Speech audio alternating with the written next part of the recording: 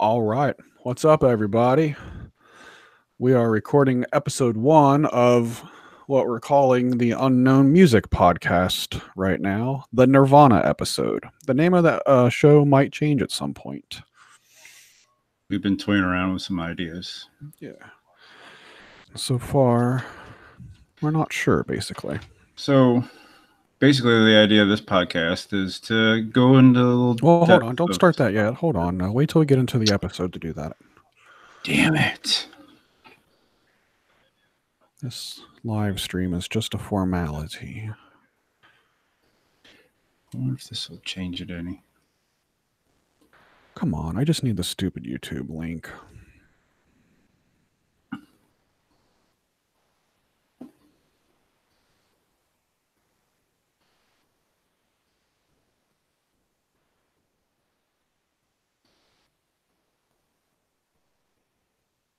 I'll keep this pulled up on my phone so I can reference it.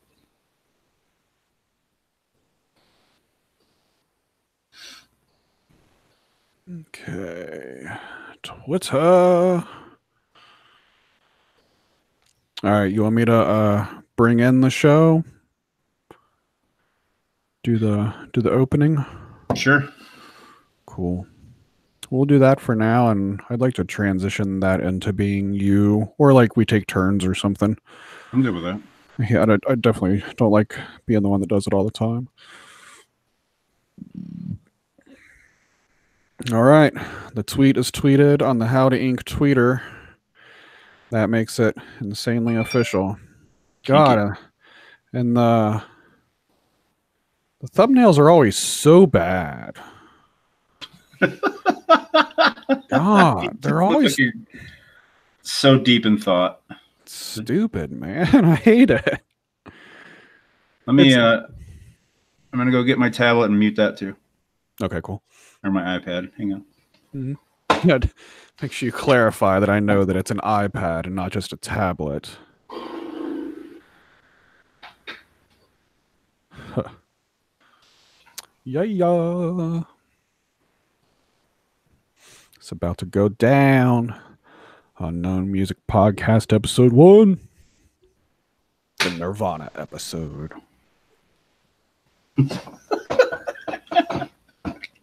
What happened? What's so funny? Your picture. Oh, shut up. Yeah, I know. It's stupid. I think I'm going to podcast today. All right. I'm not sure what to say intro-wise. It'll probably end up just sounding just like Howdy Radio because that's what I know how to do. You want me to do it? No, I want to do it. Okay. You can do it next week. Fine. Ah, Smoothie is on. Oh, hi, Unknown Music Podcast. Cool. I should probably pull that up too. Huh? What up, Smoothie? I was hoping somebody would get the notification and hop on. I didn't think Scott would because I know we're competing with Game of Thrones right now. Oh, God. But that's okay. All right.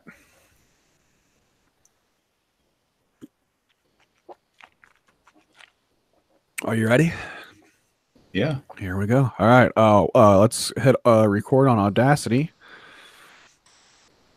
Let's do we'll go 3, 2, 1 record, and then we'll also take a little 5-second break, and then I'll bring it in or something like that.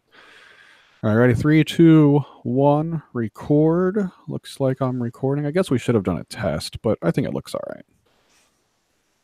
I tested mine before we started. Okay. I think we'll be good to go. And I restarted, so hopefully it should be all right. Yeah, I restarted too. Super quickly too. All right. 5-second pause, and then we'll do the What's Up segment. That whole first little block there is what we'll do in the first segment. What's up? Explain what the show is about. What are you listening to in Record Store Day? That'll be our whole first block. And then we'll close that out and we'll stop our recordings, and then we'll get another one going for the actual Nirvana part. That cool? Are we able to pause it in between? I would rather just stop it and save the file as a WAV file and have that as its own. Okay. Each little segment has its own wave file. I think would help me on the editing end. Okay. Cool. All right, 5-second pause, and then here we go. Brand new frickin' podcast.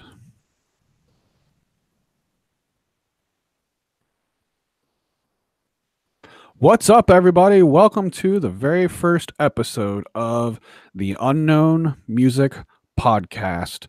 Brand new Howdy podcast coming at you. I'm Brandon. Here with me is Brian Taggart. Brian Taggart. What's up, dude? I missed my little cue there, didn't I? Yeah, I was pointing at you. Did you see me pointing at you? No, I was looking at Audacity for some stupid reason. Fuck. There All you right, are. there we go. All right, let's start it over. Are you cool with that? Yeah, let's do it. We're so much at the beginning, I don't mind doing that one over again. Noobs. All right, that's okay. First try, whatever. All right, 5-second pause, and then we'll do that.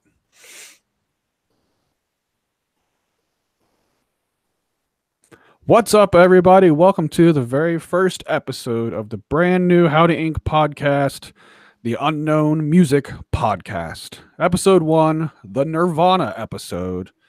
I'm Brandon. I'm Brian. And we are your host for this news show. You might remember us from such podcast as the Unknown Wrestling Podcast, Episode 1. So, Barcast. yes, 3 episodes of Barcast. Episodes 1 through 3. Taggart's been a reoccurring guest with us on the Unknown Podcast. We've got real creative with our names of our podcast here lately. The Unknown Podcast. It's like the Unknown Podcast Network now. Like there was a wrestling, and then now there's music, and I don't know. We don't plan on sticking with this as the name. We are honestly working hard to come up with a cooler name for this than what we've got going on right now. So tentatively titled, yes, Unknown Music Podcast, which is exactly what we said on episode 1 of the Unknown Podcast, and here we are, I don't know, 28 episodes later, and that's what we stuck with the name of. Yeah. All right, so this is the music podcast. Me and Taggart, we've been talking about doing this for a couple months, maybe now. We've come up with a bunch of cool ideas, like, oh, this would be a cool episode. This would be a cool episode. We're both music junkies, music nerds, obsessed with music in one way, shape, or form, and we both have been, I think, basically for all of our lives. So we've got a lot of cool stuff that we think's cool to talk about. So we think that would go well in podcast form. What do you think? I think so too. So our first episode, we wanted to come up with something cool. So we'll get there in just a minute, but we're doing the Nirvana episode as the first episode. We're just a few days behind, or a week behind or so, of the 25-year anniversary since Kurt Cobain had died. So we're like, hey, let's start the show off with a Nirvana episode. We'll also throw in some Alice in Chains in there just because of the whole April 5th thing. But for the most part, we're talking Nirvana on this episode. So we'll get to that. We're going to tell you what our top 5 favorite Nirvana songs are of all times for each one of us. Not in order. We're never going to do in order. It's always just going to be like our top 5, but not like in a certain order, right? Exactly. Cool. All right, so let's kind of just go through, I guess that's what we're talking about here, what the show's about, what we plan on doing with the show. What's your idea of what you want to do with this show? Well, I want to kind of delve into detail about like certain bands and certain albums. Like we had an idea for a top 5 albums and top 5 songs. Just we've had a lot of good discussions about things we wanted to do for this podcast, and I think all of our ideas that we've come up with are really, really good. I agree. But I hope people will enjoy it. So just kind of almost like as a teaser of sorts, like episodes that we've talked about, like, oh, this would be a cool episode and this would be a cool episode. Like we've talked about, like do an episode where we rank all of the Queens of the Stone Age albums, like from worst to best or something along those lines. We've talked like doing a episode devoted to album covers and what our favorite album covers are, favorite soundtracks, just all like you said, like real specific things like that. But then a little bit more broad as well, like the Pearl Jam episode or the Tool episode, or one that we talked about the other day was like live concert, our favorite concerts episode, stuff like that. So there's an endless amount of ideas there, I feel, that we could do with these episodes. Exactly. And I think when we started off on the wrestling podcast, I think we had a good idea, and it was something that we could talk about or whatever, but there's a billion wrestling podcasts out there, and they're all done by wrestlers and people that are in the business and stuff like that.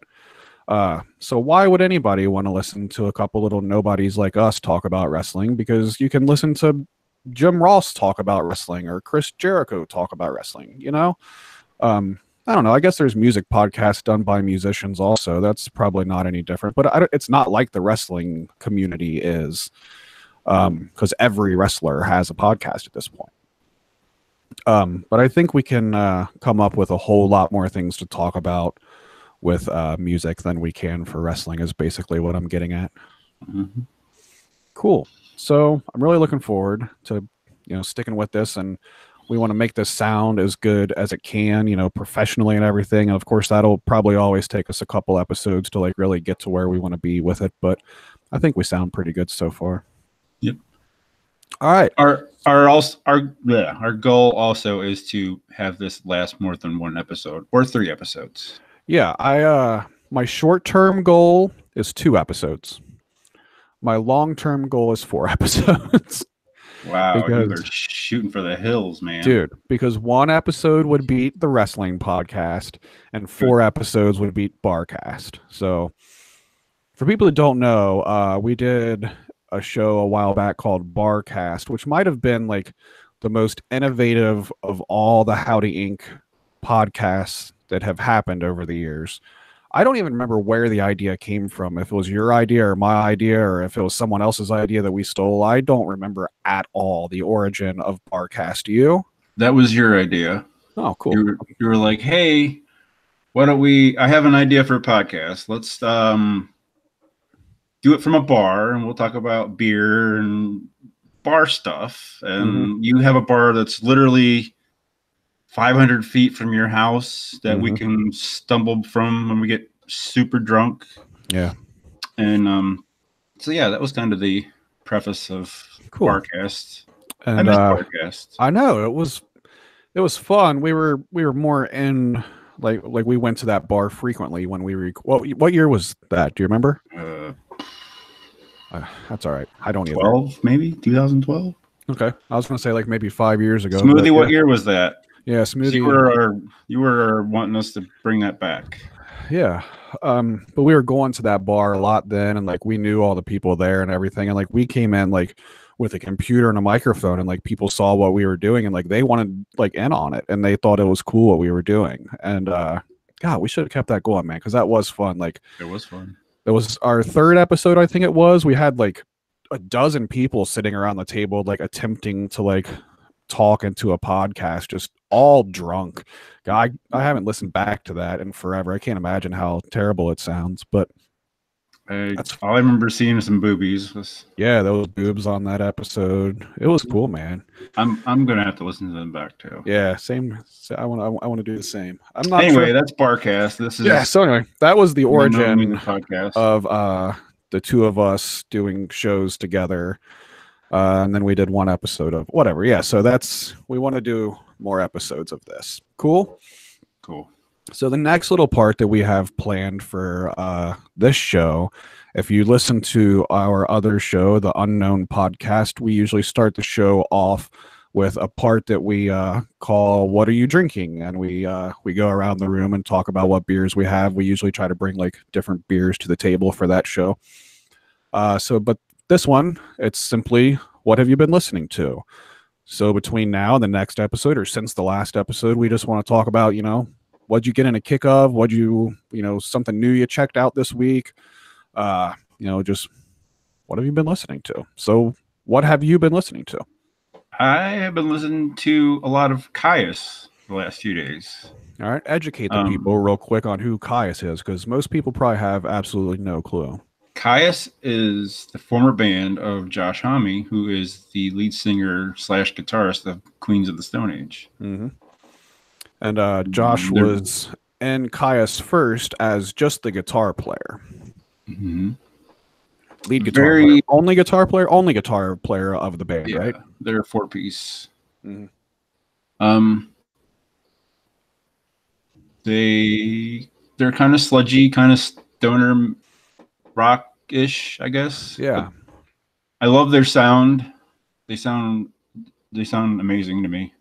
So that's what I've been listening to. And they were what about you, sir? They were kind of like the very early stages of like that genre. Like that genre like became a thing, like that stoner, sludgy, doomy type stuff. And they were kind of before anybody else, really. Like, I'm looking at their discography now on Spotify. 91 was their first album.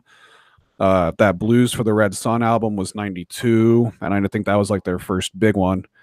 And their one that is, I think, what is considered their main album, Welcome to Sky Valley, was 94. So, I mean, that's years before like anybody else. It was like kind of them and Monster Magnet were kind of the ones that were like leading the way in like this crazy, trippy music like that. And we were both saying like we both missed out on Caius like when they were a thing. We both discovered them later. That was about when I really got into that kind of music. Mm-hmm. And it just totally fell right under the radar. Mm-hmm. Yeah. Now, better late than never, I guess. But yeah, totally. Nothing wrong with getting into them now. I mean, it sucks. Like I said, like, I would have loved to have been able to see them like at the venues that they played at in Cincinnati back in the day. I'm sure that would have been awesome to see. For sure. But it was just something that we missed out on, and that's we did get to see Queens, so we got to see part of Caius. yeah. One day they'll probably do a reading. It doesn't seem like, I think I don't really know the whole history of Caius. Like, I'm not big up on it like some of the people like I know like really are into them like that. But I'm sure I would say I would think they'd do a reunion one day, but it sounds like they don't really get along too well. Something about I don't know that they will ever do a reunion. Never know. Yeah, exactly. I'd love to see it, but we'll have to pay attention to like if any of the like offspring bands of them like without Josh like ever come around or something, because that would be probably not as cool. I mean, no, not as cool, but it'd still be cool to see. Kind of sidetrack, but are they planning on another Them Crooked Vultures album anytime soon? I don't know, man. All of us like people that are like so into that album like always hope so. It seems like now might be the time to where it could happen, because Queens and Foo Fighters both kind of wrapped up their tours from their new albums around the same time. So it seems like their schedules could match up. I don't know what John Paul Jones is doing, but I would absolutely love a new Them Crooked Vultures album. That's one of my favorite albums ever made. I love it too. So good. All right. We'll save that for the Queens of the Stone Age / side project episode, I guess. Let's see. What have I been listening to this week? I got in a Grateful Dead kick this week for a little while, and The Cure. Nothing too crazy, I guess. That's really about it. I don't know what it is about the Grateful Dead. Like, the Grateful Dead are so different than really anything else I listen to, but I love me some Grateful Dead. You ever get into the Grateful Dead? A few of their stuff. Mm-hmm. Is that English? Yeah, I gotcha. I like a few of their stuffs too. Yeah. Like, I'm not a hardcore fan by any means, but like I do like turning on like the live out. They've got a 1.5 billion live albums. I just like picking one and just randomly turning it on, and just it's good background music almost. It's better. I bet it's kind of relaxing too. It is. It's very relaxing. That's definitely something that I like about it. Yeah. I do that with Pink Floyd. Like if I'm having a real stressed out day or Mm-hmm. frustrated, I just turn on some Pink Floyd, and it's just like, Yeah. much better. But sometimes I do the same with Pink Floyd sometimes, but sometimes like Pink Floyd will kind of get in my head and like make it not quite as relaxing as I wish it would be. Like sometimes like Dark Side like really messes with my head because like the whole like message of that album is basically just you're gonna fucking die is what the message of you're gonna fucking go crazy and you're gonna fucking die is the whole point of that album almost. And sometimes it weirds me out a little bit. With good reason. Yeah, one of the best albums ever made in the history of music. All right, one more thing I wanted to touch on real quick before we move into the Nirvana segment was that this week, this past Saturday, yesterday, from when we're recording this episode, was Record Store Day, which is a pretty big deal to the music buying community at this point, I guess, the vinyl buyers specifically. This year I went out and I bought the Green Jelly Serial Killer soundtrack. I bought Green Day Woodstock 94, and I bought Pearl Jam live at Easy Street Records. And I really only planned on buying 2 records, but I ended up with 3 because I didn't know the Pearl Jam record was even coming out, actually. But it was cool. I was able to get everything that I wanted on my list, which most people don't seem to be able to do that at Record Store Day very often anymore. Tagger went with me as just a tag along. I don't think that's the first time that you've tagged along to a Record Store Day with me, right? I see what you did there. Yeah, you like that? That was pretty good. Yeah, I went with you. No, you didn't go last year. Maybe the last time you went a couple years ago. I don't remember exactly which one it was. I know I've been with you once, maybe twice before. Mm-hmm. So I get mad at Record Store Day usually. I don't know. But it's not so bad at the store that we went to, Everybody's Records here in Cincinnati. They aren't like super busy. There's another record store, 2 other record stores actually in town that do better business than they do. Platinum Records and Shake It Records both do way more business than Everybody's does. I'm lucky to have 3 kick-ass record stores in Cincinnati though. But the cover art for the Green Jello album is different. It's like a complete redrawing of the cover. Like it's the same thing, but like redrawn. And I think it's weird. And I kind of don't like it. I kind of wish it was just the regular cover. That's what I know and love. I don't know why they switched it. I don't get it. It's not completely different. I mean, I guess it's kind of cool, like seeing the differences because it's like, where's Waldo? Yeah, it's like, okay, well, the teeth are here where they weren't before, and the eyes are different here than they weren't before. Right. The very first thing we discover shit like that. You're exactly right. The second I picked it up, the very first thing I noticed was the crosses in Cow God's eyes. I'm like, those were not there before, right? And no, they were not. I don't know why they did that. That's weird to me. I don't know.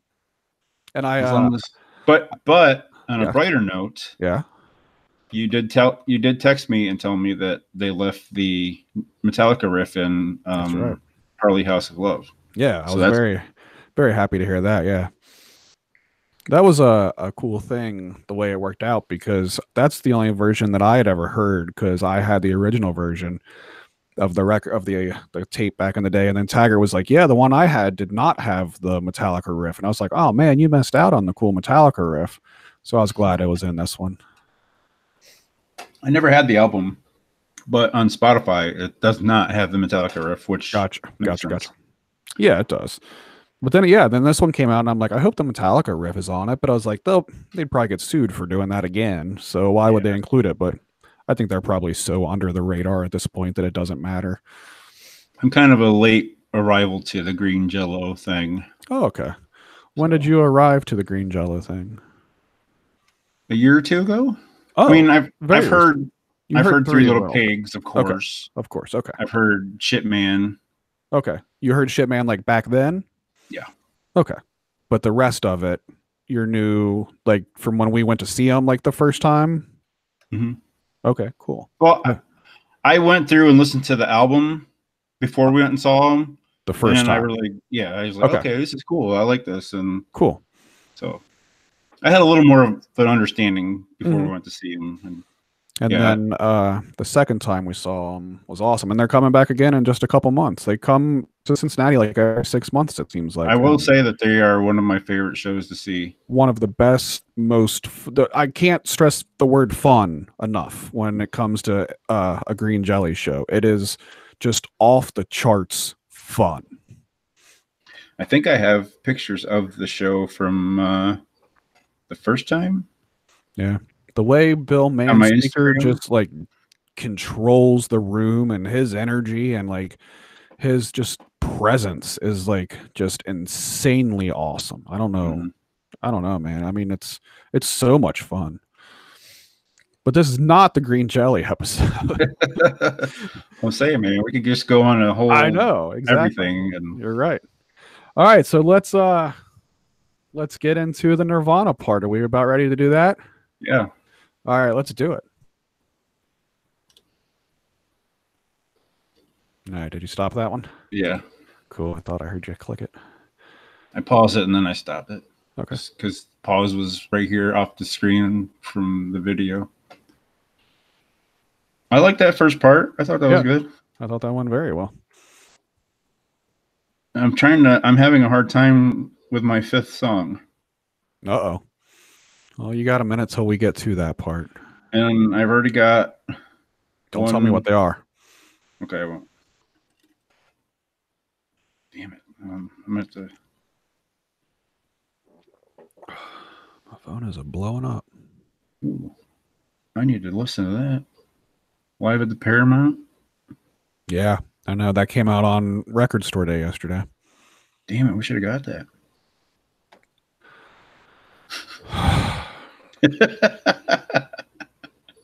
I want to go over to Plaid Room and get the Crow soundtrack.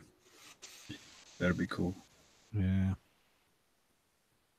That'll be on our soundtrack episode. Yeah, for sure. We still got Smoothie with us? I don't know. He said, "Oh, hi," on a music podcast, and I said, "What up?" And that was as far as that conversation went. So, gotcha. I don't know. All right. Let me, where did that file just go? I thought I told it to save to the desktop. Did I not? Oh, let me save mine too. Let me save mine real quick. Export as wave. What's up?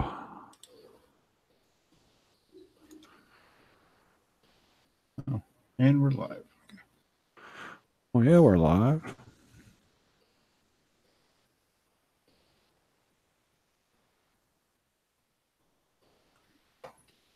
And, oh, there it is.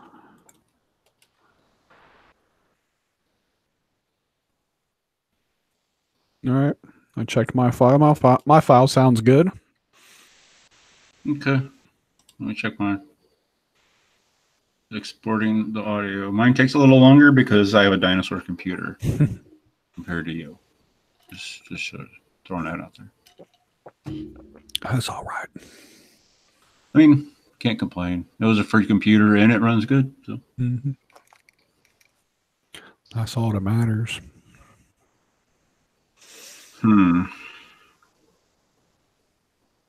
Still trying to figure out your song. Huh? Still trying to figure out your song. Yeah, I want to throw like a rare one in there. That's how my brain works too. But then sometimes I have to argue with myself, like, stop trying to put a rare one in there and just legitimately pick what your top 5 are. Because I'm always that way. I'm like, I gotta have a song in there that nobody's fucking heard of. But that's unnecessary sometimes. I don't think I have a Bleach one in there. I'll throw a Bleach one in. Yeah, there you go. Okay.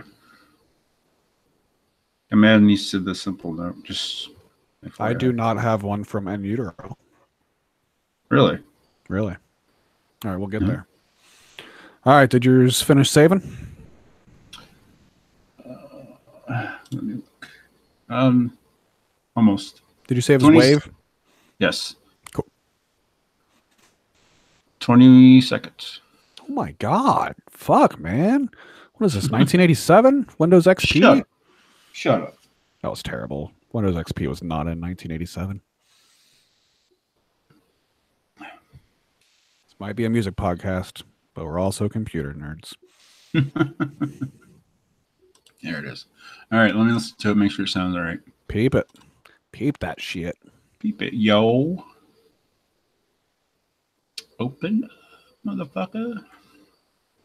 One of the first things I had to do when I switched back to Windows was I wasn't able to hit spacebar on a file to preview it like I was on Mac. And I was like, no fucking way am I giving up that functionality. So I had to find a program on Windows that did the same thing, which was very easy to do. But I got that working. I had to have that. There was no way I was getting rid of that functionality. Gotcha. Would you make it like a hotkey or something?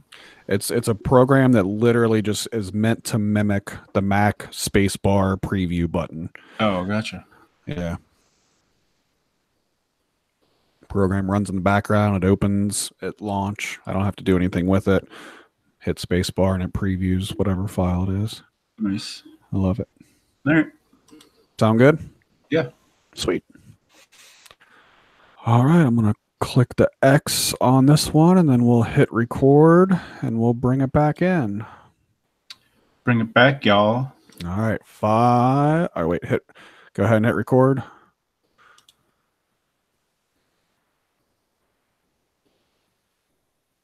Hold on. Are we doing the same one or are we doing a new one? New one. Okay, hold on. I'm going to start over. Shit. Okay, let me cut this part out.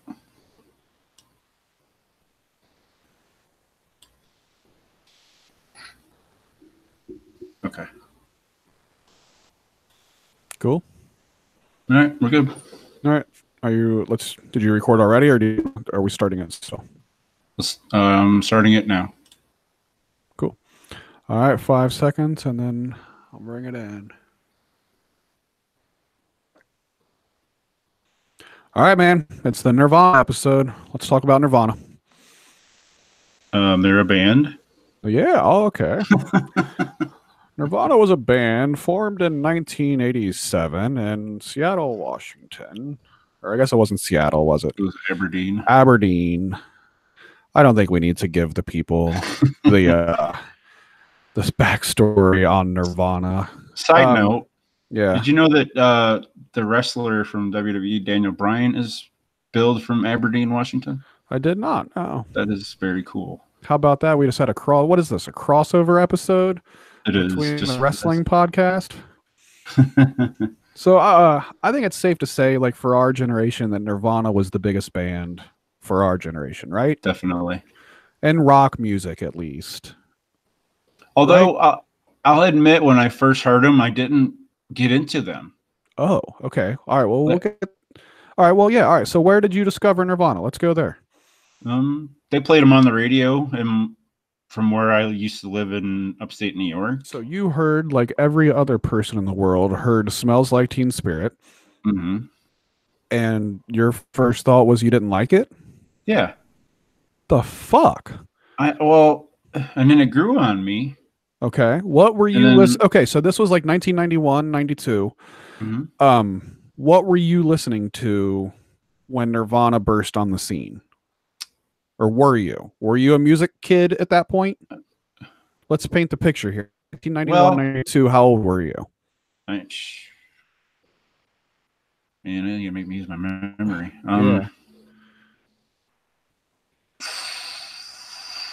14? Hold on. Okay.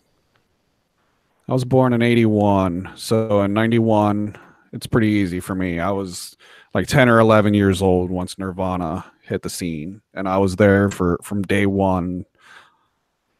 From the second that I heard the opening riff of Smells Like Teen Spirit on probably MTV was probably where I was first introduced to it. Yeah, I was 14. I was hooked. That makes sense. We could have easily have done the math between how much older you are than me. True. Fucking old man. Shut up. All right, so 14-year-old. That's right, man. So we were close enough in age. But I guess when you're that young, there is a pretty big difference between like 10 and 13 or 14 or whatever. But so what were you a music fan at that point in your life? I really wasn't until I got into Nirvana. Okay. So you heard Nirvana. Like I'm sure you listen to like music with like your parents growing up Mm-hmm. and shit like that, right? What did they listen to? Um, my mom listened to like a lot of old classic rock stuff, Foreigner, Led Zeppelin. Okay. So the basics of classic rock. Did you like that stuff? Yeah, Like at that age, do you remember if you liked that stuff then? yeah, I definitely liked Led Zeppelin. Okay. She was into ACDC a little bit. My brother was huge into ACDC. Did you like ACDC then? Mm-hmm. Cool. Um, I was like my mom was always on the oldies radio station. And I'll turn that stuff on now like on the radio at work and listen to it, but when I was like 10 or 11, 12 years old and my mom listening to it, like I bitched about it every second we were in the car. Turn this, I fucking hate this music. I want to listen to rock and roll music. And which was stupid, but that's what I did when I was a little kid. But right around the age of like 10 or so was when I started getting into music. And the first stuff that, well, the very first band that I really got into was New Kids on the Block. And then we'll just leave that at that. Uh, but then from there, I found rock and roll like very, very, very shortly after that. And my first bands that I really got into were Iron Maiden and Metallica. And I liked them. They were the ones right off the bat. And then like right after that was when I heard Smells Like Teen Spirit and Nirvana. And as much as I liked shit like Iron Maiden, Nirvana it was just more like specifically designed for me, I felt like, right? And that's how I feel like all of us around that age felt when Nirvana came out. Like this motherfucker's talking about me, or he's talking to me, or like I can much more relate to the shit that these guys are talking about than I can, you know, girls smoking in the boys' room shit that like Motley Crue and Poison were talking about during that time as well. Mm-hmm.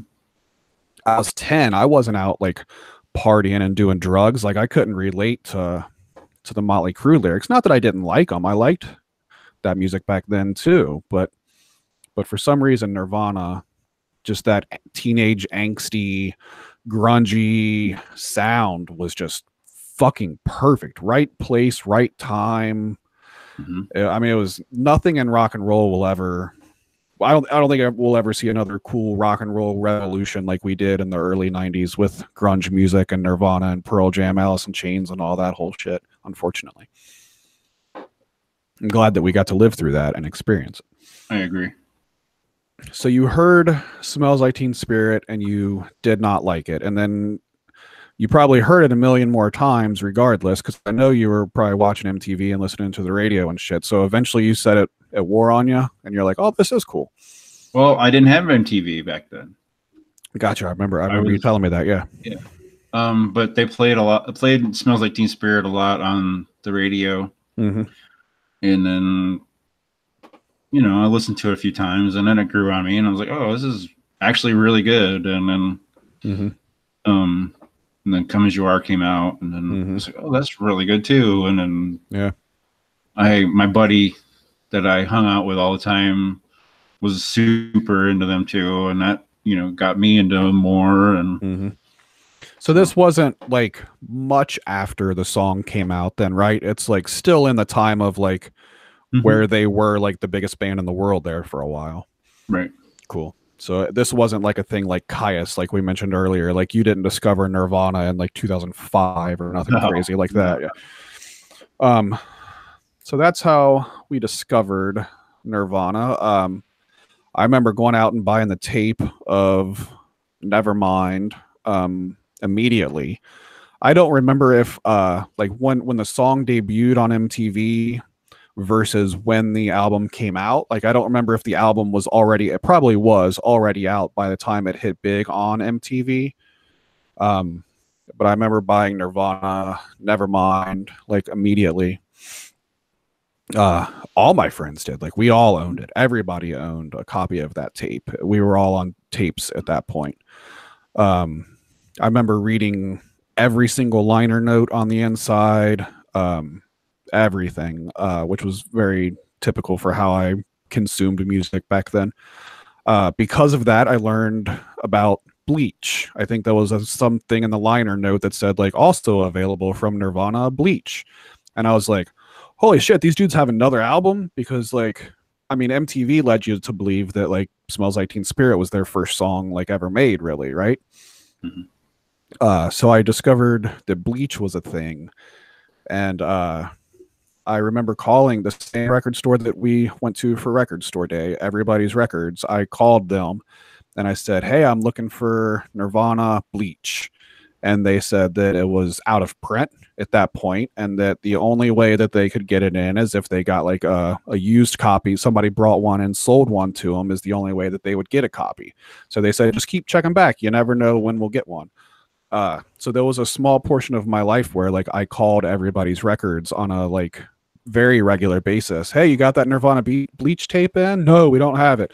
And I kept calling them. And then one day my phone rang and my mom answered and said, "Hey, Brandon, it's for you." And it was Everybody's Records calling me. And they said, "Hey, we have a copy of Bleach. Do you want us to hold it for you?" And I was like, "Yeah, I'll be there in 10 minutes." And I was like 12 years old at this point. And I was like, "Mom, I need a ride to the record store. They got Bleach in stock." And I went and bought it, and it changed my life almost as much as Nevermind did. And it did that because like you and I were just discussing during the break, like when we were trying to figure out our top 5 Nirvana songs, like me and you are the way where we're like, we always want to find like the one song that like other people don't know or other people wouldn't pick or something like that. And Bleach, I always felt like was my introduction to like bands have more than just the one like main album that everybody knows, and like this other shit like isn't as popular, but it's still really fucking good, if not as good as Nevermind is. And so that was like, for that kind of paved the way for me of like, you know, anytime I find a new band, like we're going back catalog too, because like they might have a whole lot more good shit out there than is, you know, what the current product is. So I credit Nirvana Bleach for like instilling that into me for the rest of my life. I got, yeah, I was, I guess I love Bleach. Don't get me wrong. But I took a liking more to Incesticide. Okay, so yeah, let's go to Incesticide too then. That was then an album that they released after Nevermind, correct? Yes. Before In Utero. I said utero, very weird. Sorry. And it was a compilation of B-sides. And for the kids these days, Nirvana used to release like a lot of the CD maxi singles back in the day. And they were usually like 5 tracks or so, and it would have Smells Like Teen Spirit album version, Smells Like Teen Spirit radio edit. And then Nirvana was very good at throwing some other songs on there too, because they recorded so much stuff that didn't make it on the albums. And so those were the B-sides, and that's what got put on these maxi singles. And then they made a compilation album of it called Incesticide. I specifically remember finding Incesticide at the store and not even knowing that it came out. Like, really? I don't know if I like missed a press for Incesticide or what happened there. But it was at Kmart. I swear to God, I remember I was at Kmart and Blue Ash, and I was looking through their stuff, and I found Nirvana Incesticide, and I had no idea what the fuck it was, and I instantly bought it. And then I realized what it was, and it is definitely one of my favorite Nirvana albums from start to finish. It's fantastic. Absolutely. And that's what I liked about Nirvana too. Like, not only could you take it a step back to Bleach and be like, oh, people don't know these songs, but they're still fantastic songs. And then it was the same way with Incesticide. Like, here's a bunch of songs that didn't even make it on the actual albums that are just as good as the songs that made it on the albums. Nirvana had a lot of that music that wasn't like, Nirvana or finished album songs that were all still really damn good. And then after time, you start to like the rarer stuff more than the stuff that was put out on the radio. And I think part of that is like I'm just tired of hearing all this because I listen to Pandora at work all the time, and I put Nirvana radio on. And it's really only like 8 songs that they rotate through on a regular basis. So hearing the unpopular or these other type songs is nice to hear because it's something different. Mm-hmm. Like I'm going through our list here and like, okay, that's not a single. That's not a single. Mm-hmm. And yeah, I love it. Definitely. And then when they did that box set with the lights out was amazing because there's so much rarity stuff and demos and yep. And now I feel like they've kind of exhausted that route. Like they've released everything that they can release that is of any quality whatsoever. I think it's all been released at this point. Yeah. They tried to what was that documentary they put out not too long ago? Montage of Heck. Yeah. That had like what I felt was like the bottom of the barrel unfinished Nirvana music. Like it can't go on any further than that. Is how I felt about that. Let's see. We've kind of gone through the discography, not exactly on purpose, but we might as well then go to In Utero. So by the time In Utero came out, like we were both huge Nirvana fans by then, right? That was 94, correct? Yes. Or 93. He died in 94. Maybe it came out in 93. I think it was 93. Let me look real quick. Okay. I mean, so by that point, like, I mean, we had Nirvana, Pearl Jam, 93. Cool. Alice in Chains, Soundgarden, like they were all releasing like some of the best albums ever made. So the follow-up to Nevermind and Utero, I mean, talk about high expectations, like, to be in a band at that point to like have to release your next album. And they released a fantastic album, and Utero is killer. And it I prefer In Utero over Nevermind personally. Right on. I definitely listen to Nevermind more than I do In Utero personally. I feel because I know Kurt Cobain has mentioned that he didn't like how Nevermind came out, the finished product, because it sounded polished. It did, yeah. Whereas In Utero sounds more raw with more feedback. But not as raw as Bleach, because Bleach was as fucking raw as it gets. Right. Which was part of the charm to it. So I understand what he's saying with Nevermind being too polished. But sometimes I get mad when the word too polished is thrown around. Like it just means it was recorded with good quality. And that's like, not everything has to be so fucking punk rock where it sounds like shit. Like it's okay for it to sound good. And going back to Caius, like their first album was like, in my opinion, it was super polished. And it kind of took away, like at first I was like, okay, this is cool. I like this album. But then I started listening to Sky Valley, and then the other one before that, I can't ever think of the name of it. And it's more raw and sludgy. It's like, oh my God, this is so good. Like this is better than the original album. Yeah. So, and I know you're that way with Queens of the Stone Age too. You've mentioned here recently that their first album has like become your favorite, and that's also the same way. It's the least polished of all of them as well. Right on. So that's through their discography there. So one of the big things that I wanted to touch on was like this was during the age of MTV, when MTV was so fucking cool, in my opinion. Like they had all the cool videos. They had the VMA awards where they did live performances. You remember the Nirvana VMA performance where Chris Novoselic threw his bass up in the air and fucking called it with his forehead and shit. Man, I mean, that was just such a fun time. Like I was a little kid watching that stuff. Like even during that time, like I wasn't into sports or anything very much. And like the VMA, like when the VMAs was like, that was my fucking Super Bowl. Like that was like me and my friends got together and watched the VMAs. Me and my buddy Jason, like we loved watching the VMAs. It was like a big deal to us. And we couldn't wait to see, like, because we knew there'd be like collaborations, like Neil Young coming out with Pearl Jam, and like there was so much cool shit that happened back then, man. And that's all just such a thing of the past now. Yeah. MTV sucks anymore. Yeah, I just wish they would change their name. That's all I ask. I don't give a fuck what they do with their channel. Just change the fucking name of the channel. That's all I ask. Change it to fucking Teen Mom TV and move on with your fucking life. The M could stand for meh TV. God, that fucking channel, man. We could do an MTV episode. We really could, because then we could include like Beavis and Butthead, and there'd be all kinds of cool shit we could do with that. So what about Nirvana videos? Speaking of that, let's segue to that. Okay. Nirvana was on their Beavis and Butthead Experience album. They sure were, yeah.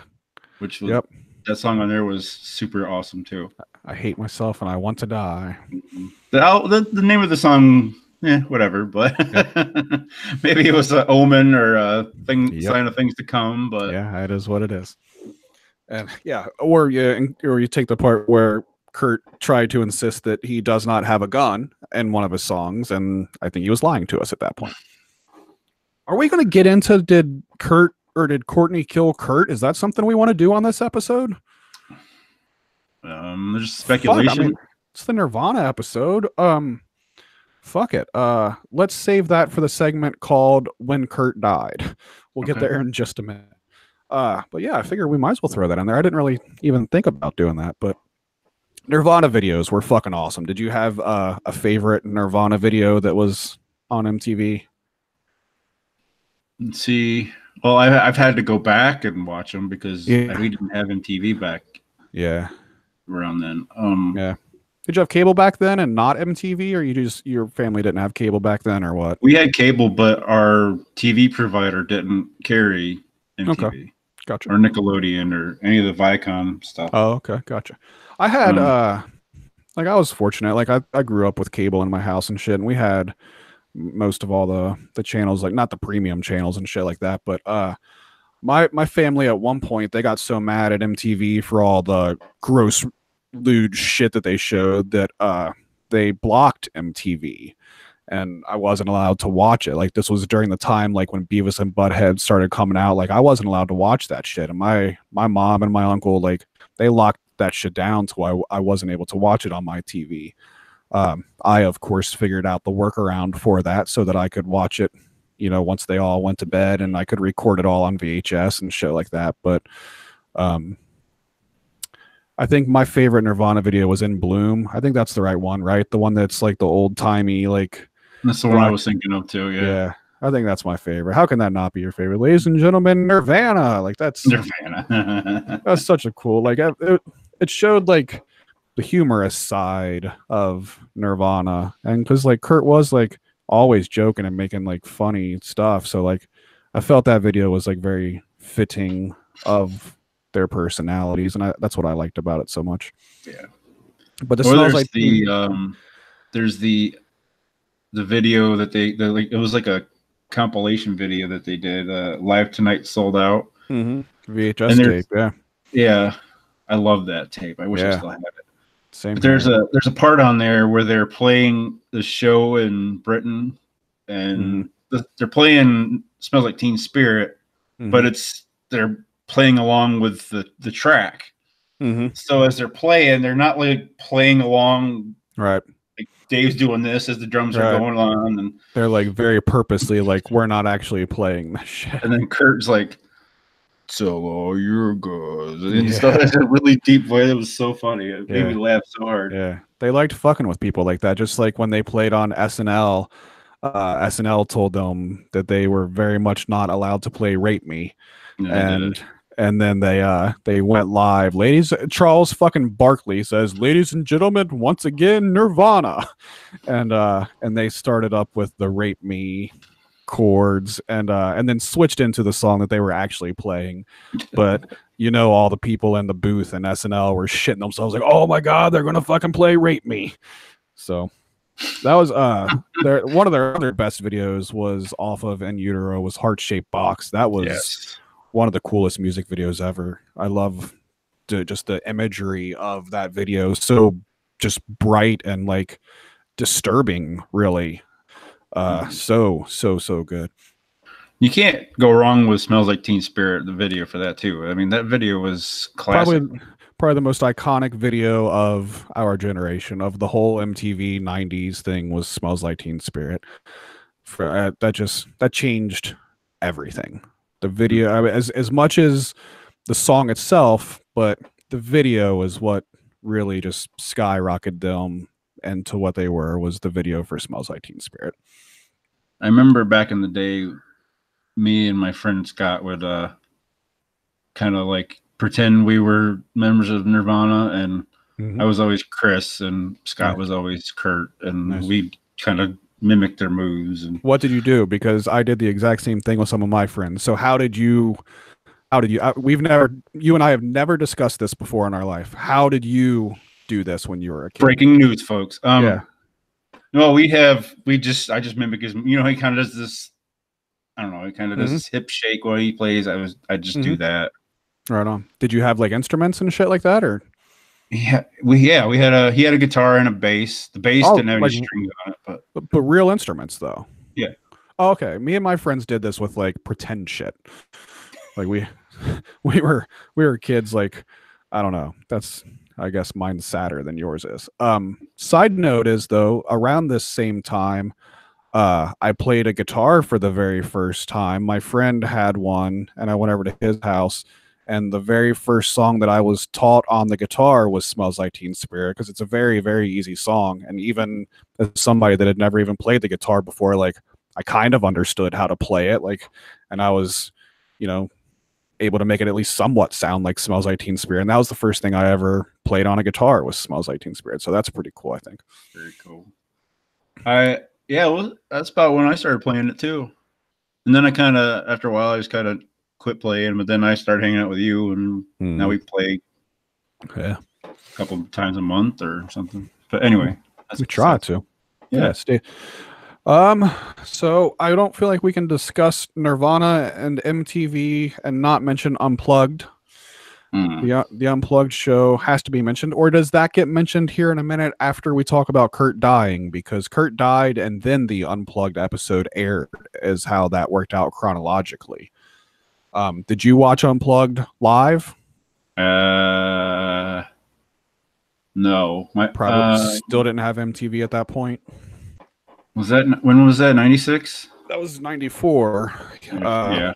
We didn't get MTV till like 96. Okay, gotcha. It aired, I think, a couple months after he died, if I'm not mistaken. Now, I do remember how we watched it. We had a friend of ours that had satellite. I was able to record it onto a tape for us. There you go. And that's how my friend watched it. And by satellite, you mean ginormous fucking satellite that's in the front yard, pointed up at the fucking sky, that's like 10 feet in diameter. And it's got the little bar on the screen that says calibrating satellite or something shit like that. Yeah, one of my buddies had one of those too. He lived out in the country, so that's his only means of television. Yeah. My buddy lived like a few blocks from me, but he had one in his front yard. He was the same friend that had the Laserdisc player. His family must have been fucking loaded, now that I think about it. All right, so Kurt died. Let's do Kurt died, and then let's do MTV Unplugged. Do you remember how you found out how Kurt Cobain died? Is that a memory that you still have? I'm trying to think. Just that I think it was on the news or the radio that he did that, and I don't honestly remember. Gotcha. I want to say the radio.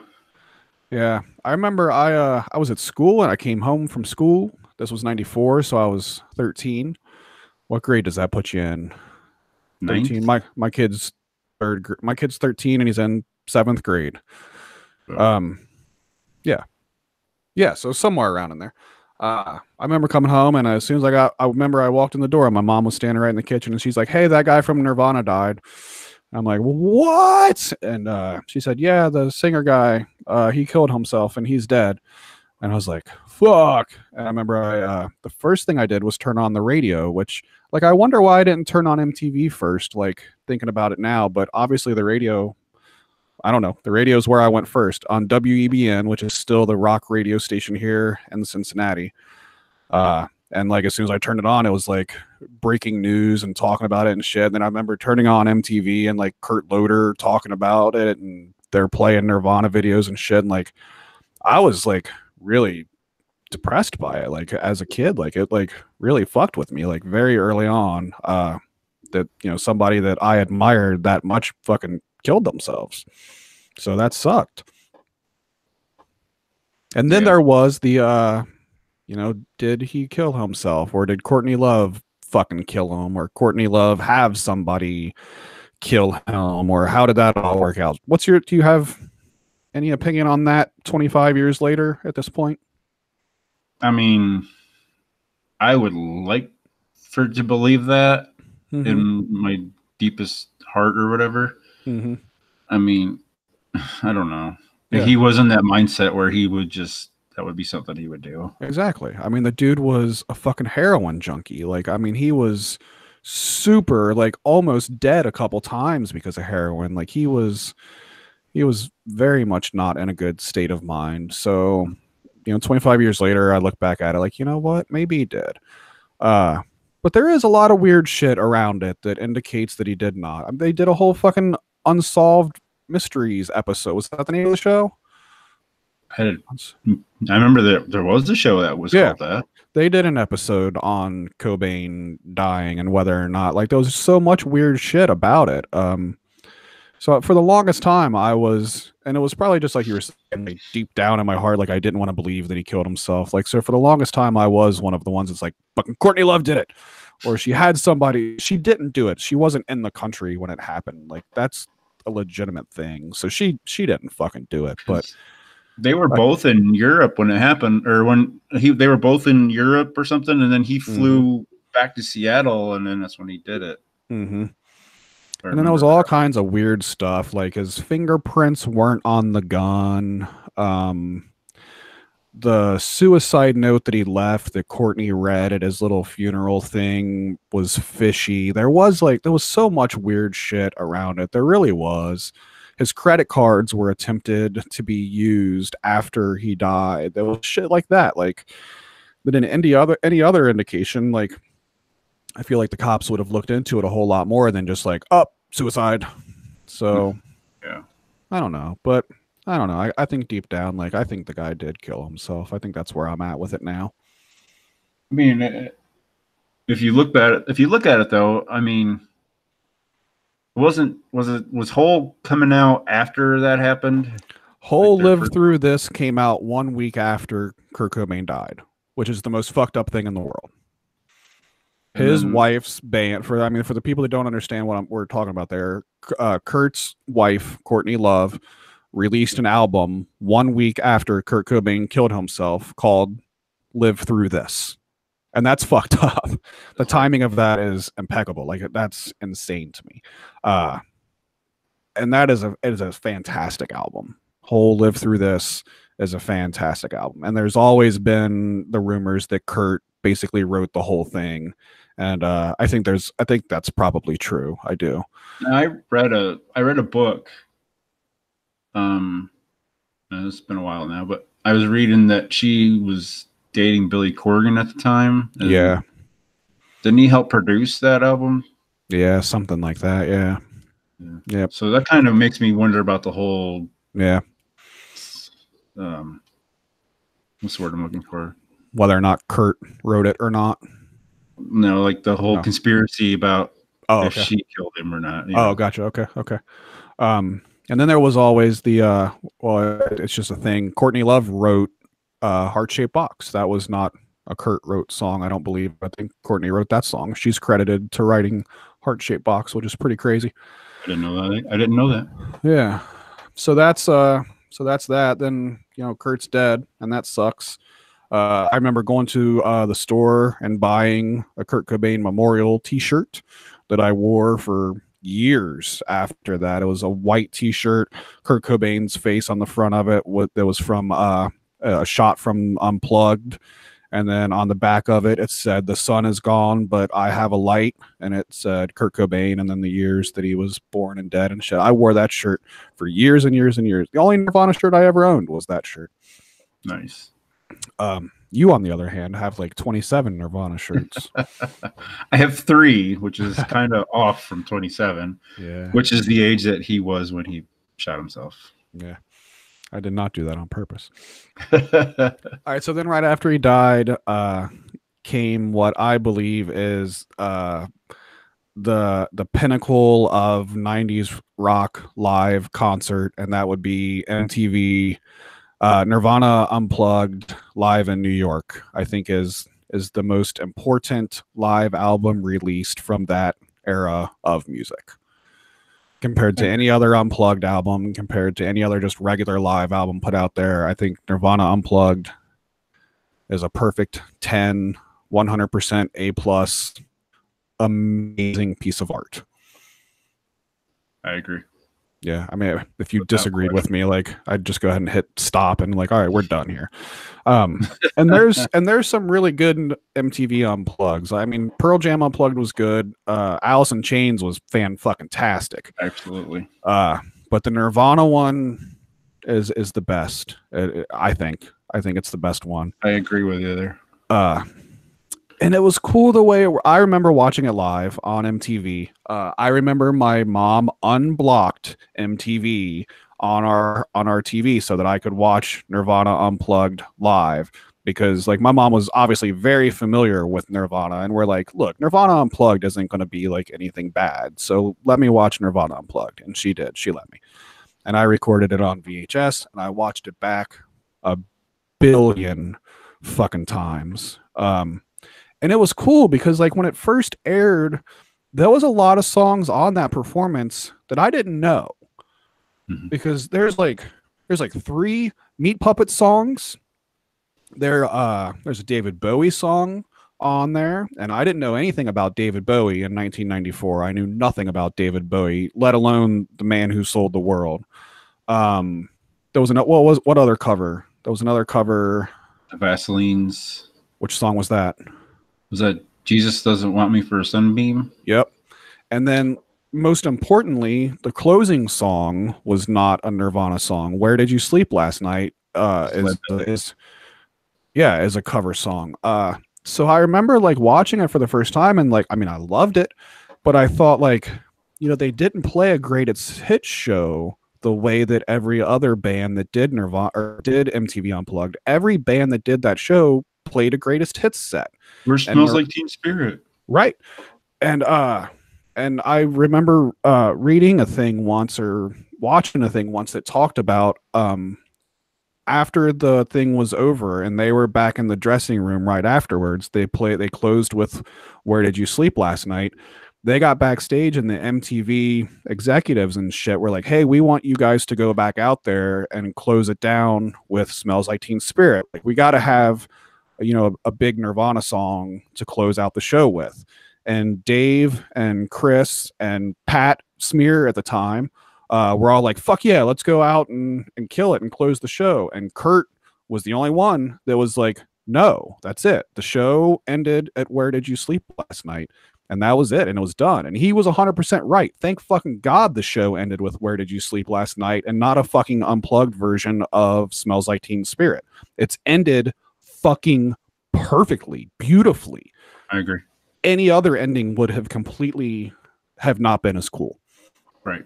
So, and Kurt fucking knew that. Kurt knew what the fuck he was doing. He's a goddamn fucking genius with that shit. And that's why when they went into this show, instead of just taking all of their songs and turning them into acoustic, he came up with a set list that worked acoustically that wasn't even all Nirvana songs, but knew that they could do and do very well. And I think that's what made Nirvana Unplugged the fucking masterpiece that it is. So, question, do you feel that if he didn't kill himself and they kept recording and kept playing music and stuff, do you feel that possibly they would have did some cover songs on a upcoming album at some point?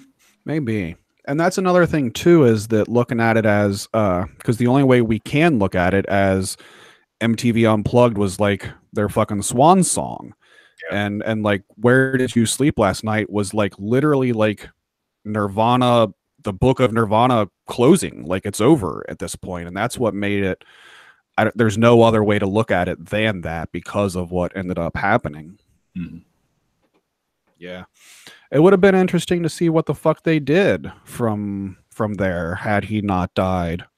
Nirvana was broke up at that point when he died, right? Like they broke up like a week earlier or something like that. There were talks about it, I think. Yeah, they weren't getting along. Kurt was not doing well or something. I think he like said that the band was broke up or whatever.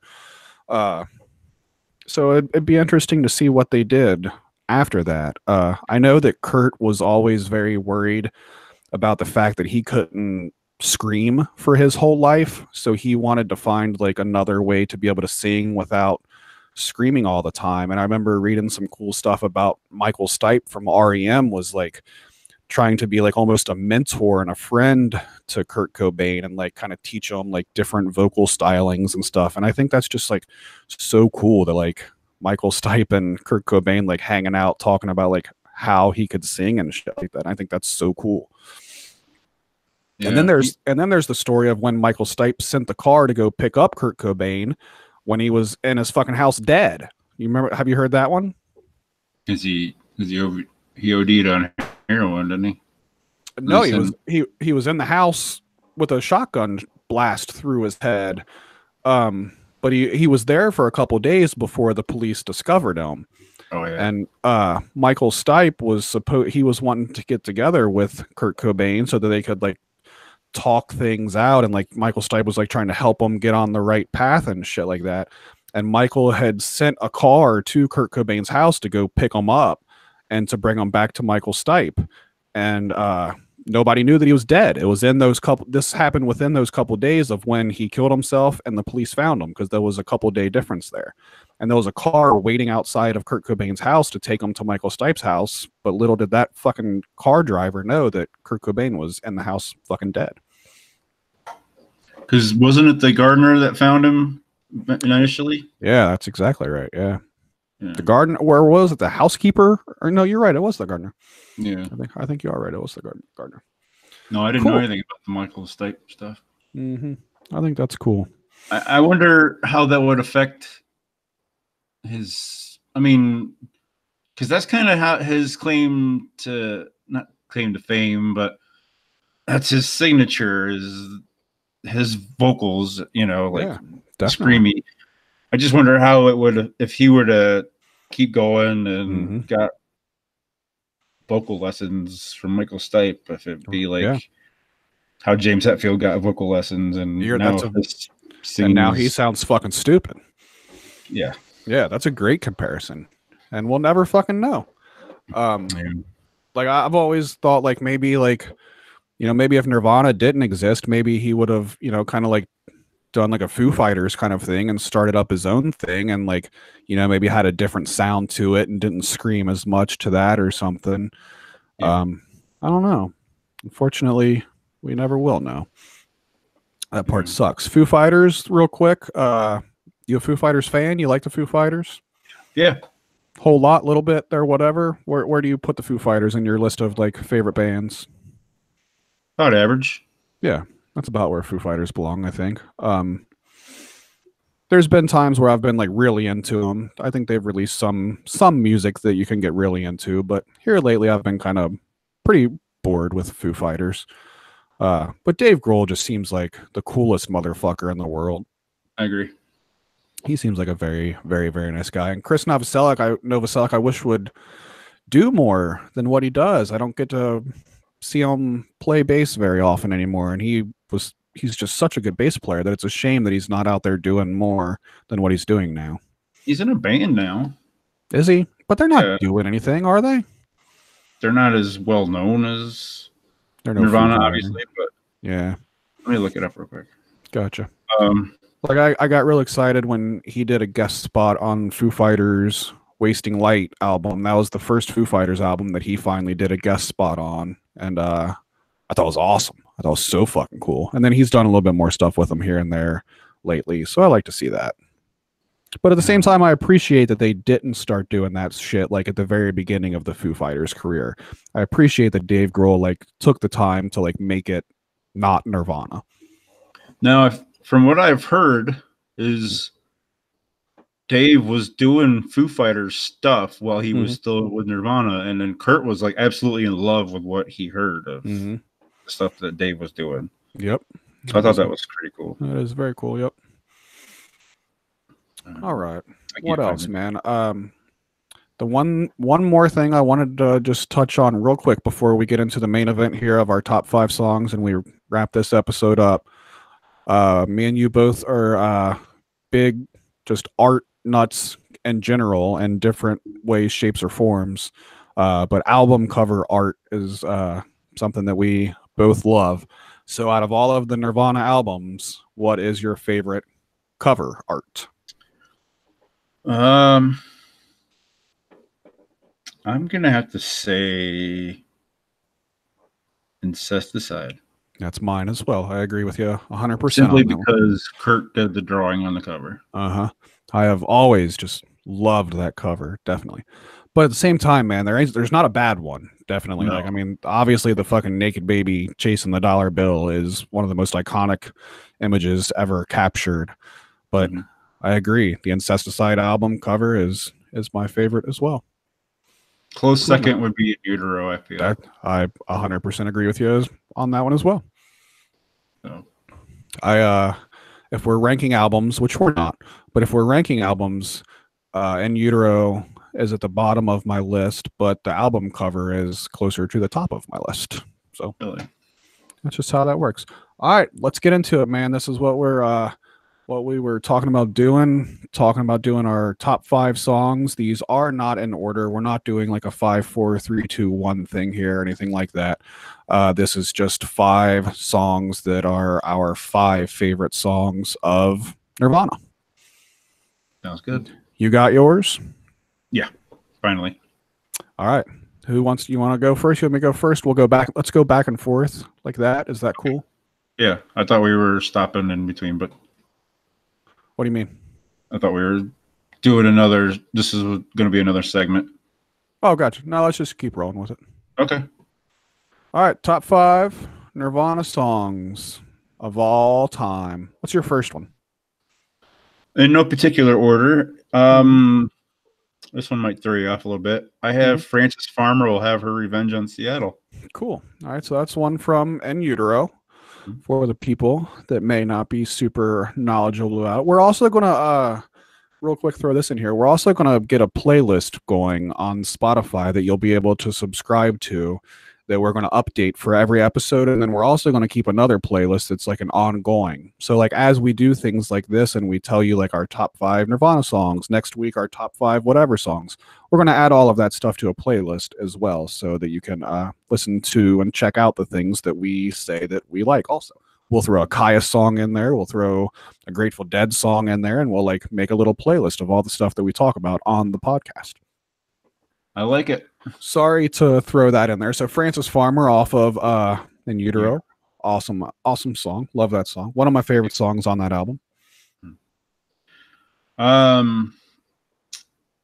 Yeah, I just I liked how it starts out. It's like, and then it just kicks in.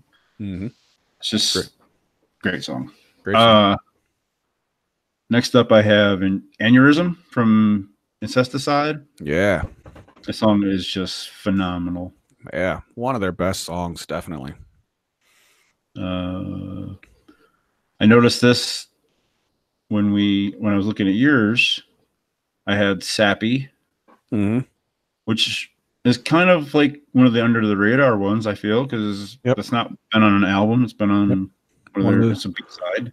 Yep, B-side, but not one that's on the B-side album. Right. Yep.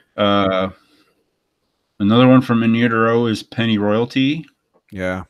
What do you prefer, the studio version of Penny Royalty or the unplugged version of Penny Royalty? I like the studio. Yeah. I think I got to go unplugged on that one.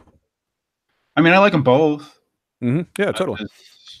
I don't know. And then sometimes the studio version will like come on Pandora or whatever, and it kind of like it kicks your ass more than the unplugged one does, which is cool.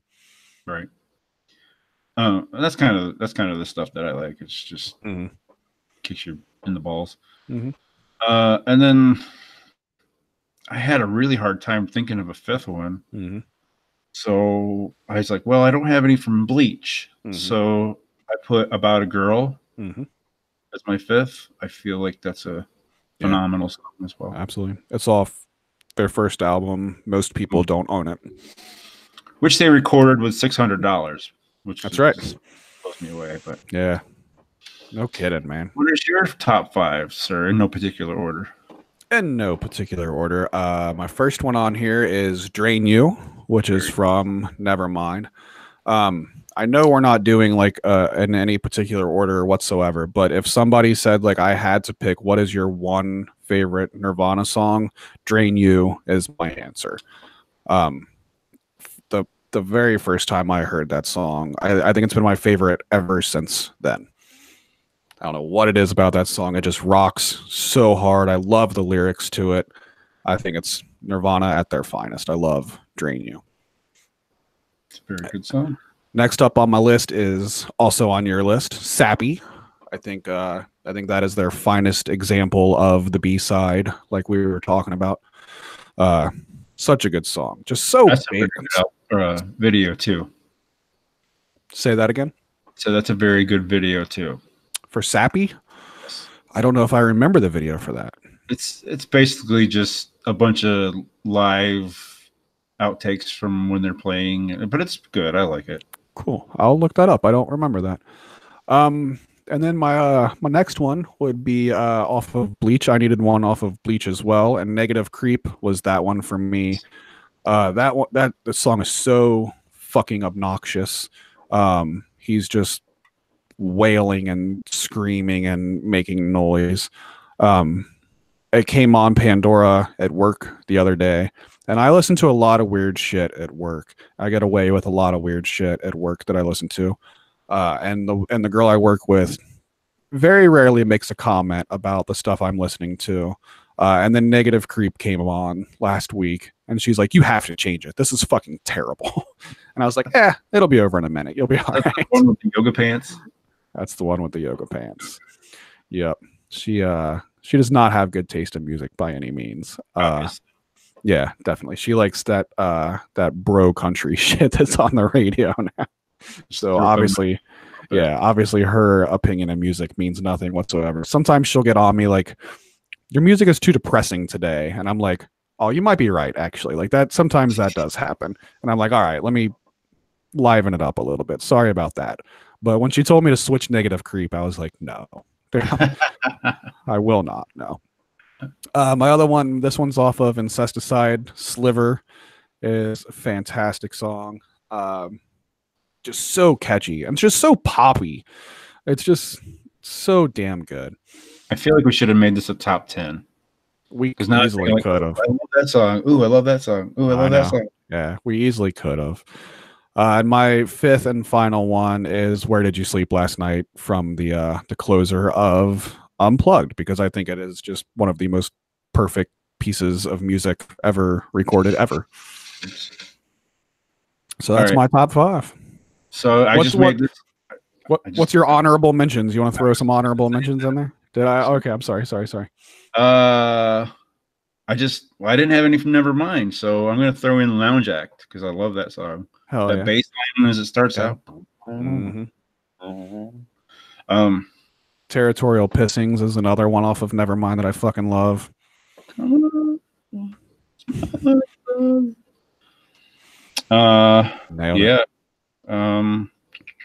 Another one off Bleach that I'd like to throw out there is School.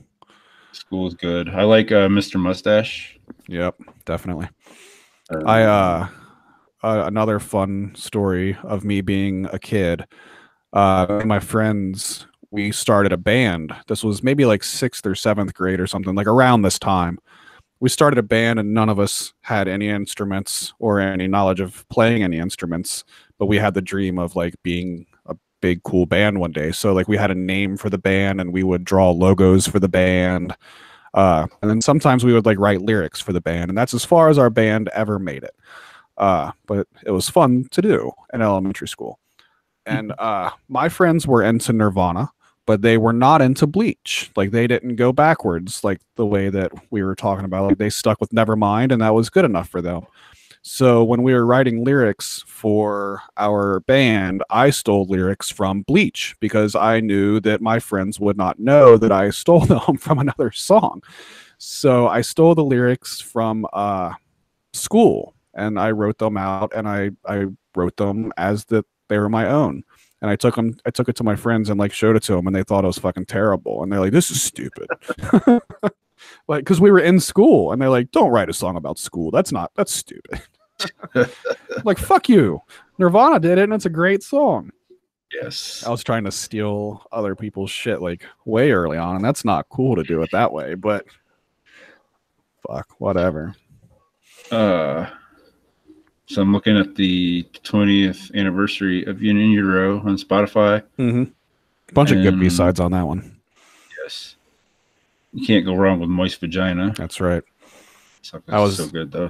The other day when it was the 25-year anniversary of Kurt dying, of course, I was listening to Nirvana all day and night, and I had it on the main TV in the living room, and I was listening through that deluxe version of In Utero, and Moist Vagina came on, and my kids were like, what?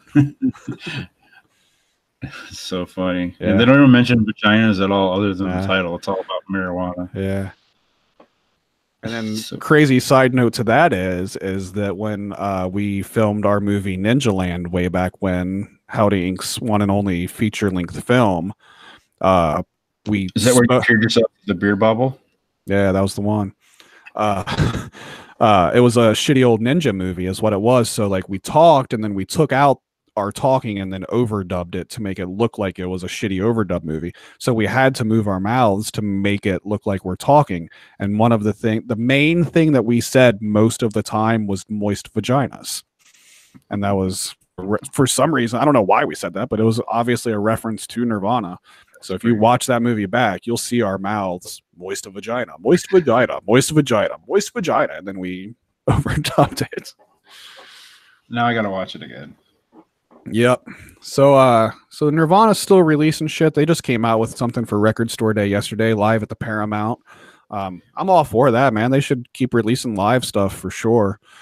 No need to keep re-releasing the main studio albums, but they do that every year or two to make people buy like a new colored version of it or something. But yeah, man, like live at Reading, live at the Paramount, like all that shit. Like put all the live Nirvana out on vinyl. Why not?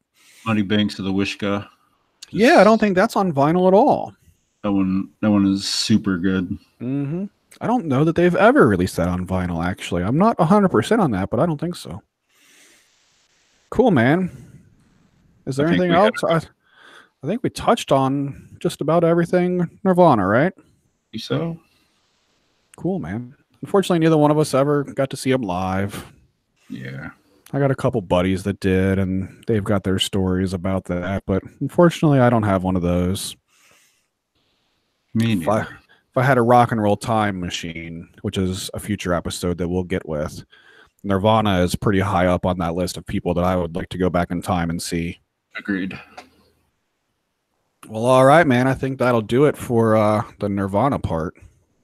Yeah. Yep. All right, hit stop on there, and then we'll do a little closing. Okay. Go ahead and save that one. That's going to take you a while to save that, though, isn't it? Yeah. Okay. Well, I'm going to go ahead and save mine real quick because mine won't take that long. And then if you want to just add this part on to the end of yours there, that's fine.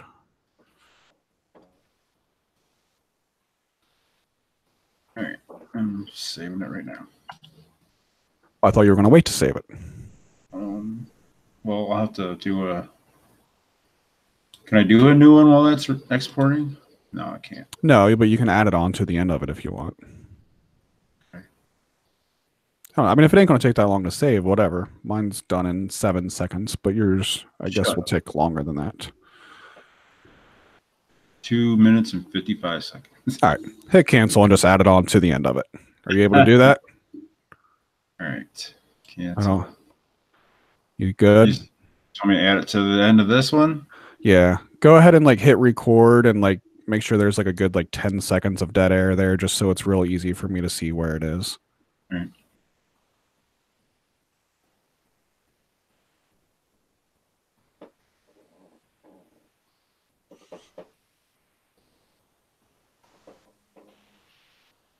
All right. All right, man. I think that'll do it for our first episode of the Unknown Music Podcast, the Nirvana episode. That was awesome, I think. Not to pat our own backs, but I think that went really well. I agree. I feel the same way, man. Cool, man. Yeah, I think that's a good indication of what's to come from here. Like, I think we had a fantastic Nirvana conversation, and I think we can pull that off with anything. Any ideas for what you want to do episode 2? We have not actually discussed that yet, but any ideas? No. We'll figure it out. We will figure that out. Maybe we can tweet them out during the middle of the week or something. We'll sit down and figure it out. Yep. Hopefully everybody likes this. Hopefully you can tell all your friends about it, all that good stuff. Subscribe to I think right now we're going to piggyback this off of the Unknown Podcast. So subscribe to the Unknown Podcast. Go to theunknownpod.com or go to howdyinc.com. Either one of those will get you where you need to be. But if you subscribe to the Unknown Podcast, you'll get those episodes and you'll get the episodes of the Unknown Music Podcast. For now, until if we end up changing the name of the show, then that might change. But for right now, I think that's how this is going to work. It'll also save me money of starting up a new website. So just for the record, too, this will probably be mostly a rock podcast, rock and roll podcast. Yep, that's mostly metal. And we might throw some rap in there here and there. If you decide to do a Juggalo episode, you might need to have Smoothie on here as a special guest because I know literally nothing about Juggalo stuff. Yeah, I hear you. I mean, I might get there at some point that like I would want to do an episode about episode that. 17. Yeah, that's a good idea actually. If we make it to that point, then yeah, we will. But that's not something I'm worried about right now. I want me and you to talk rock and roll. That's where I'm at with it.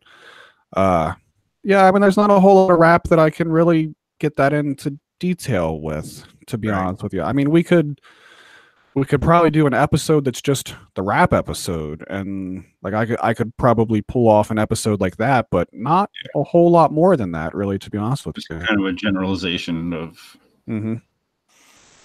Definitely. Yeah. All right. Well, I guess we need to start up a Twitter and all that good shit for this, or you could just follow at Howdy Inc. on Twitter. I guess that's what we'll do. We'll just run all the shit off the Howdy Inc. Twitter. That's how it should be anyway. Follow Howdy Inc. on the Twitter for all of your updates on the Unknown Music Podcast. You know our initials are UMP, right? The Unknown Tump. Right? Yes. Yeah. Listen to Tump. Tump is awesome. Tump sat alone in a parking. Sorry. Beautiful, man. I love it. And that's how we're going to end this. You know, we went the entire episode and did not say anything about Lane Staley or Alice in Chains like we said we were going to. It ended up being the Nirvana episode all around, and that's okay. That is okay. Yeah, we'll do another episode and talk about that stuff later. Any final words, man? Nirvana's fucking awesome. Yeah, one of my favorite bands ever, right? Agreed. All right, Pete Kurt, we miss you. No doubt, man. 25 years. That's so crazy that it's been that long. You know, that fucks my mind a little bit that it's been over 50 years old now. Yeah. Yeah, I remember like a couple of years ago when like the big story was Kurt Cobain would have turned 50 today and shit like that. It's crazy that it's been that long, man. And there has not been a rock star that's come along like him since. I don't think we'll ever get one ever again. We're just at a different time, man, now. Like back then, like rock and roll stars used drugs and like all this shit, and it helped make the music better. And unfortunately, it didn't help with their lives, or it unfortunately did not. No, any of that. No, I feel like everything's just so safe and clean now when it comes to rock and roll, and rock and roll doesn't have the balls that it used to have. Not that there's not good rock and roll out there now. I'm not saying that by any means. I'm not one of those people that says fuck new music, but it's not the same, and I don't think it ever will be the same. I don't think we'll ever have what we had back in the early 90s with rock and roll ever again. I can say maybe fuck new music as far as a lot of new rock and roll. Yeah, totally. Any of the mainstream shit. Fuck all the mainstream shit for the most part. Five Finger Death Punch sucks my ass. Totally. All the shit that's played on like the major rock radio stations is all pure fucking garbage. And during this time, like Nirvana and Alice in Chains and all of them like fucking ruled the radio. And they still do play that shit on the radio, of course, but the shit that is the current rock and roll radio music is fucking awful. But that does not mean that there's not good rock and roll music out there that you have to find somewhere else. And we will be here to tell you all about those fucking bands as time goes on this episode, because both of us love turning on people to new music and to check shit out. I've been doing it for years. Fucking check this band out.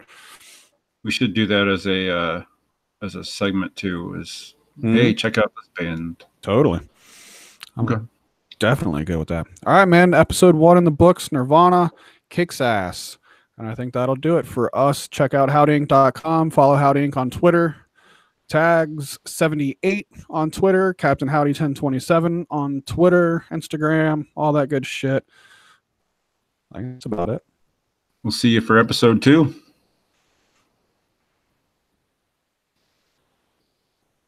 Boom. Uh-oh. What happened? Well, oh, don't say that. Hang on. No. It didn't stop or anything. I just wanted to make sure. Okay. I think we're good. We're good. Sorry. I just want it to work so bad. I know. I just kept like it went backwards for some reason, but I'm like, wait a minute. And then I'm like, okay. It should be okay. If there's any problems, just let me know. Well, if there's any problems, there ain't nothing you can fucking do about it now. All right. Is it saving? I'm exporting it right now. Okay.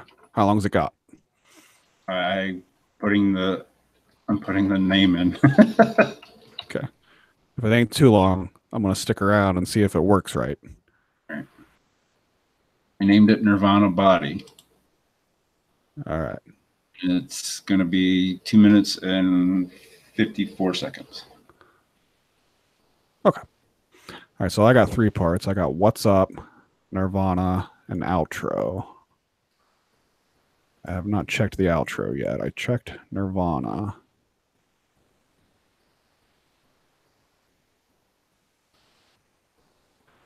So my plan is cool.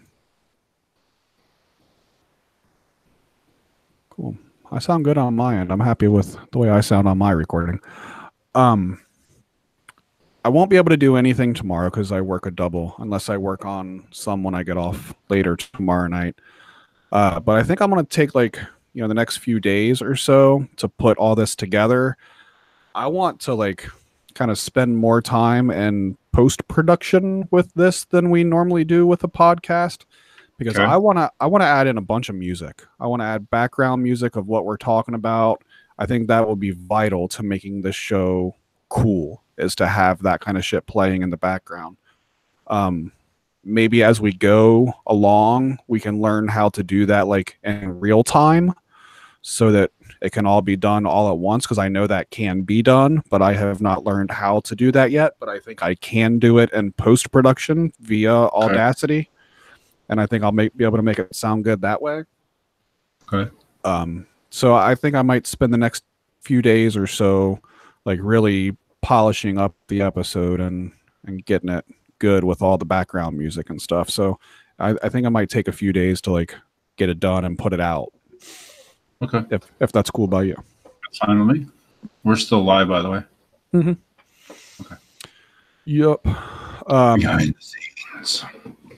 But yeah, going forward, like I'd eventually like to learn how to work like OBS and be able to like do it and like produce a show like live as we go, and like, you know, get your green screen going so we can play music videos in the background. Exactly. Yeah. Like if we're talking about the End Bloom video, like I can play a clip of the End Bloom video. I think that'd be cool. As long as we can pull that off without breaking copyright shit is the only thing I worry about there. Cool. Let me see if this is done. 1 minute and 44 seconds. Jesus Christ. Fucking shitty ass computer. You need a cool guy computer like me. Yeah. It's got good specs on it. And I got it for fucking free. That's a lot better price than what mine cost. It's got 8 gigs of RAM. It's got, I don't know. I want to maybe update the video card on it. Maybe do the audio upgrade too. Maybe, I don't know. No. It's got a lot of potential. It's still running Windows 7 for Christ's sake. Yeah. Maybe that's got to do with it.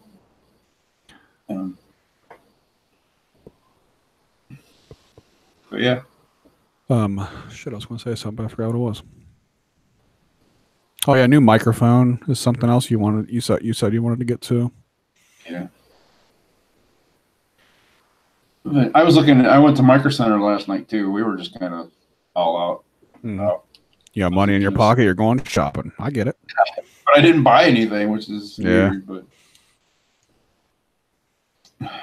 Micro Center did not seem to be the place to go for microphones when I looked last time. Oh, that place annoys me. Like every 5 minutes, can I help you with something? I know, man. I know. No. I know. I had shit in my hand. Can I help you find something? No, I got it. And did they fucking put a sticker on the shit that you already had in your hands? No. They've done that shit to me before where like nobody helped me pick out what the fuck I was actually buying. And then they come up and put their little employee sticker on there so that it gets scanned so that they make commission off of it. And I hate to be a dick to a guy that's working on commission because I've been there before. But those motherfuckers at Micro Center are all so fucking relentless and are fucking assholes. If they didn't help me pick out my shit, I take their sticker off my box. I really do. I've done it multiple times. That's how mad I get at Micro Center. All right. Me and Kyle's had that conversation before because Kyle has a Micro Center up in Columbus, which I went to a few times when I lived up there. But he's like, they're not assholes at the one up by him. And I'm like, dude, it is a total different experience of the employees at the one in Sharonville. They all act like they're so fucking good and like, I don't know. Like above you, like they're so above you, like they like you know nothing, and they know everything. It's like fucker, like I'm pretty educated on this shit. Yeah. They always try to make me feel like I'm not, and I don't appreciate that. They all do it. They're like fucking trained that way, like because they all do it. Yeah. They and have been for the 20 years I've been shopping there. Do you have a file put in the drive for the Unknown Music podcast yet? No, sir, I do not.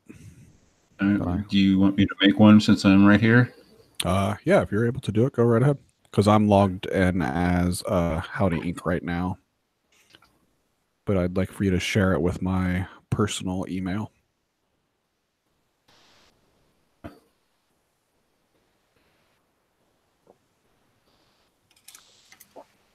My audio sounds pretty good, by the way. Hell yeah. I'm excited to hear what it all sounds like when it all gets put together. All right. How do I share with you? How do I share this with you? I don't remember. It's been so long since I've done it. Oh, wait, hold on. Oh, wait, I guess you're already in here. Sharing settings. It says you're in here. Are you in the Howdy Inc. folder already? Yeah, and then I made a folder in that called the Unknown Music Podcast. Okay, cool. Then I guess it already shares it with me then, since the Howdy Inc. folder is the root folder. Okay, because I'm going to add these to the drive right now. I'll think about it. Cool. So, That way I don't forget. Mm-hmm. All right. There's my contribution to there's the what's up part for me. Jesus, 19 minutes. This is going to take a while. Mm-hmm. Sorry, just let it go. I'm not going to do anything with it tonight anyway, so I'll put the other one in here too. just let them both upload, and I'll grab them tomorrow. Okay. Dude, you and like real quick before we get out of here, like do you like playing Tony Hawk, the video games? Yeah. I got I'm not like huge into them, but I do like playing them. I got something that I'd like for you to get on your computer that I think your computer will probably run just fine. There's a thing called Tony Hawk Underground Pro. It's called Thug Pro for short. So what it is, it's a mod for Tony Hawk Underground 2. So what you do is you download Tony Hawk Underground 2 to your computer, and then you download this mod and install it. And it's essentially like all of the Tony Hawk games like in one game, and they all have online functionality. So like me and you can just like sit in a room and like just fucking play like Trick Attack and like just like play each other on Tony Hawk. I'd love to play it with somebody I know. It's a really really cool game. It's all free. The mod, well, you download the original game illegally, but then the mod for it's all free and shit. It's super cool. I was playing it the other night. I think that'd be a lot of fun to play together. Send me the link for it. Okay, I will. Alrighty, we just talked about that on the Unknown Podcast live stream, but whatever. We can do what we want. All right, I'm gonna stop the broadcast. Thanks all the people for tuning in and watching us. We appreciate it. Smoothie probably was the only one, maybe. I don't know. All right.